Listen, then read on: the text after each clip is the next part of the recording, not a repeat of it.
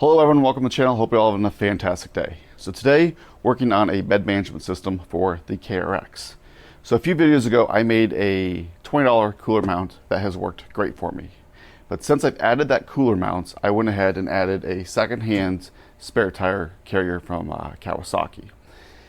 So it kind of changed my plans and how I need to do stuff for my upcoming Moab trip. So let me show you the issues I'm having. I really like this spare tire carrier, even though I don't typically carry a spare tire.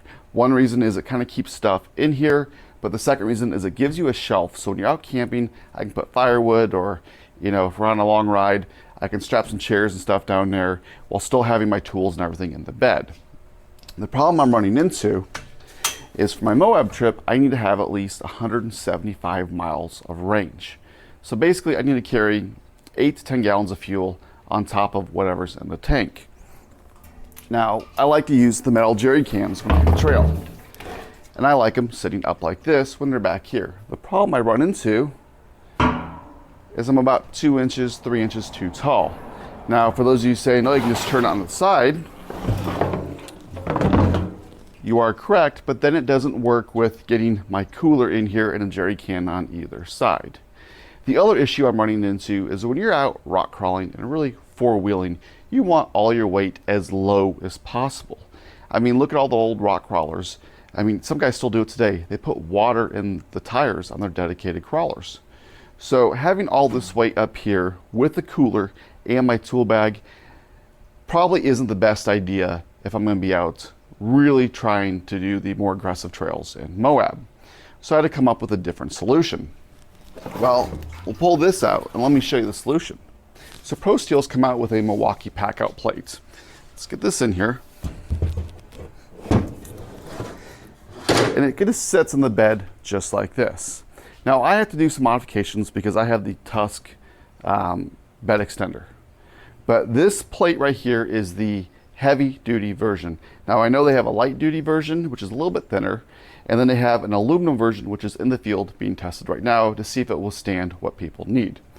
Now with this plate, you take your Milwaukee pack-out boxes. Now I have a couple of these, and they just click in. So this pack-out plate will actually carry 3 of these single row pack-out boxes. And what's that mean? I can put like 3 of these on here, or 2 of these and a cooler. It'll actually fit some of the doubles, not all of them. So the doubles that it doesn't fit is like this one right here with the metal handles. These metal handles make it too wide to get into these edges on either side. So if you have those, it doesn't really work. The nice thing with these ones here, this is I think the 16-inch tall one, or the coolers, you have the factory rack. You can go ahead and close your rack, and you could still put your spare tire up here. The other nice thing is it does have some room back here. I don't know if this factory sub will still fit, but it looks like it should. So let's go ahead and let's get this installed, and I'll show you my solution for my gas cans for Moab. Because no, I don't typically carry gas cans, so I don't want something permanently mounted. And that's why when I made my $20 cooler mount, I didn't show you the gas can mounts I had welded up, because again, I don't want them permanently mounted. I only want it for when I'm doing a mini overland trip where we're going to camp 1 or 2 nights on the trail, but we're going to do 150, 175 miles at a time. So let's me go ahead and get this out and show you what it takes to install this plate. It's really simple. With the Pro Steel Products pack-out plate in here, you can see it's got a very nice rubber edge all the way around, and it brings everything up to this nice floor height there. The thing I'm running into is my Tusk bed extender. You can see I drew a line on there, and it's nice and lined up for the most part. So what's going to happen is one of 2 things. I either need to go ahead and cut from the bed line this much out, but I really don't want to damage this powder coating if I can get away with it. So the first thing I'm going to try is to loosen this bolt and these bolts, cut the rubber. Then what I'm going to try to do is go ahead and slide this pack-out plate underneath this bed extender, and then re-bolt through this top bolt right here, and hopefully all is well. If that doesn't work, then what I'll do is I will go ahead, I will line this template up right there and cut this little piece out with the plasma cutter.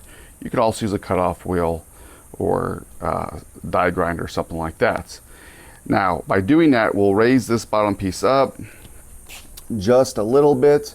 As you can see, there's already a gap, so I don't think it's going to be that big of a deal. And it's not like this is really load bearing. So let's go ahead and get this out. We're going to unbolt the D-rings in the back there on both sides. Take these bolts out all the way around, and then I'm going to loosen these, not take them out, just loosen the factory cage bolts and see if I can slide it underneath. Another nice option that comes with this pack out plate, as you can see, is there is a spacer. So even though I have the heavy duty version, they still don't want it to bend if you put some weight on there, so they put a nice spacer with some plastic caps. I mean, all in all, build quality, this thing is really good.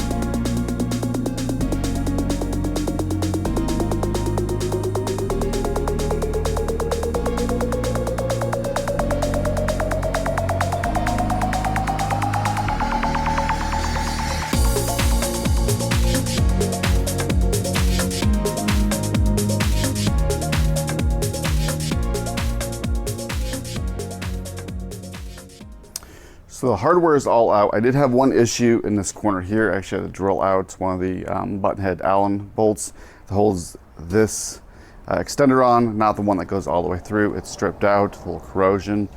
Shows you anything can happen. I should put some anti-seize on there, even though I live in Arizona. So this is what comes with the Pro Steel kits. So there are 2 longer bolts and there are 2 shorter bolts.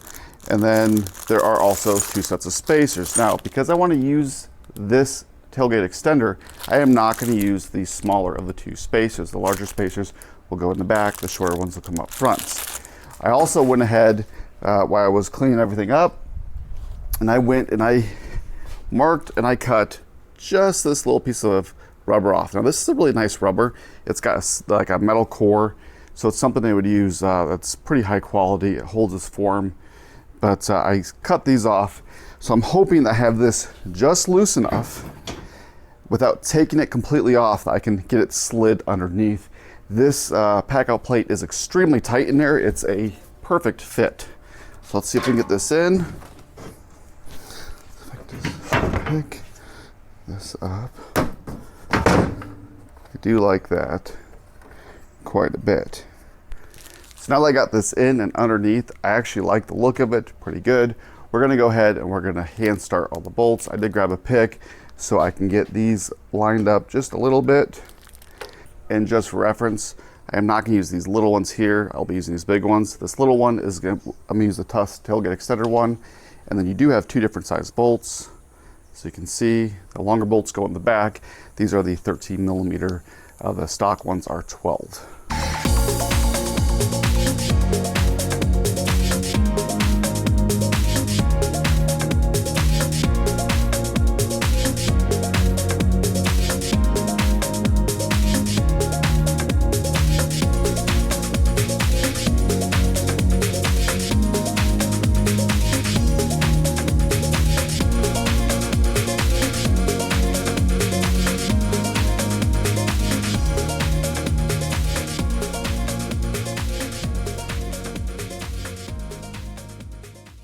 Well, I am done with the install, and let me show you exactly what it looks like.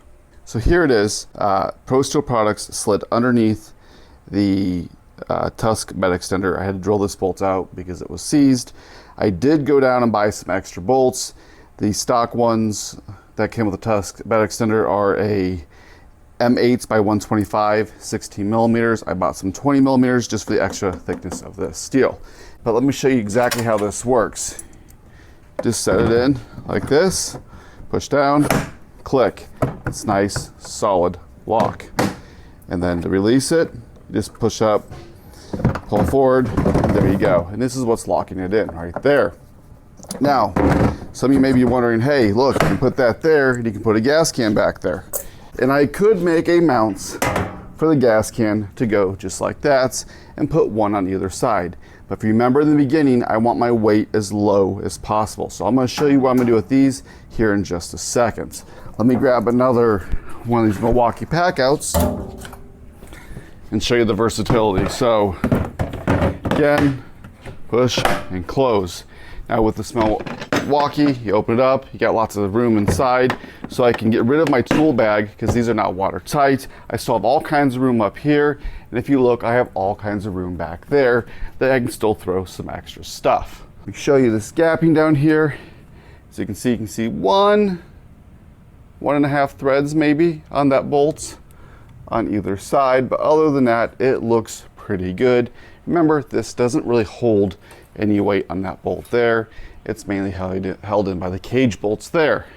So now I have an option of putting another one of these or a cooler, and I can put them wherever I need to go. And the final test for everyone is how much room do you have when you close this? Let's say you do use this with a spare tire carrier or use it as a shelf. You really need to know how much room between the top of this, and it looks like you got right around 2 inches. Now that's from the very lowest point of this handle here. But again, you could probably put one of the smaller, like the nut and bolt carrier, on either side. But this is a pretty slick system. So let me show you where we're going to get the gas cans, because, well, this isn't going to work. This is going to be great for keeping some, you know, clothes, a cooler with some food if I choose, my tool bag, whatever I may need. Yes, I have dry bags, and this is nice and secure. The great thing is you get back to your camper, you want to lock everything up, you can just pop these boxes out, super simple, and it will come out just like that. And then put them in, and it's a nice, secure lock. Let me show you the gas cans. So this is my gas can mount, and this is what I'm going to use on my trip to Moab and how I'm going to secure the fuel. So this is a front runner jerry can mount. It's obviously the dual version, and it's a nice little mount. It keeps people from being able to steal your fuel or siphon it out when it's here, and you can put a small lock on here. Not saying someone can't cut it, but just keeps the honest people honest. Now it's got a nice little positive locking engaged latch like this, and then these do come off fairly easy. So how am I going to mount this to the KRX? Well, as you can see right here is a seat frame. I picked up a secondhand seat frame with all the cushions and everything for around $50 online. So I'm going to go ahead, I'm going to use this and modify it for the passenger compartment. And what's it going to look like? Well, let me take these off.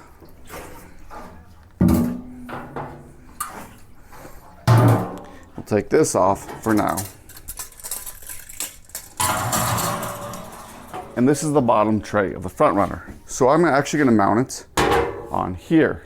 Now, I'm going to end up cutting this back portion off because I really don't need it. But let me show you kind of what it's going to look like inside the KRX. So coming over to the KRX, I'm going to take this pan and basically bolt it down just like this. Some people may complain that there's gas cans sitting next to the driver, but honestly, it doesn't bother me. The main reason is they're going to be strapped down. Now on this pan that you see here, I'm actually going to slide this back just a little bit farther because I'll be cutting this backrest section off. I can get a little bit farther to the firewall.